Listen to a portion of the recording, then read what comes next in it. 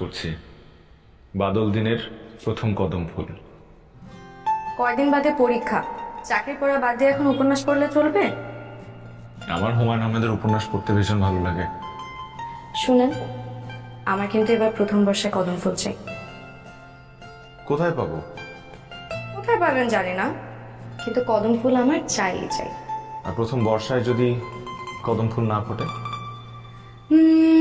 তাহলে জারুল হলেও চলবে। শুধু জারুল কেন, বকুল হলে ক্ষতি কি? ক্ষতি নেই। বুঝছি।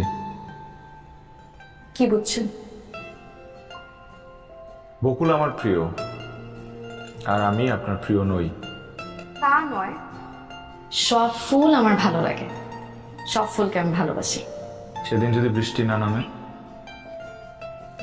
মেঘ না ডাকে, তবু আমি ভালোবাসায় বৃষ্টি নামাবো অঝোর ধারায়, এক গুচ্ছ শুভ্র কদম ফুল হাতে নিয়ে। কথা দিলাম।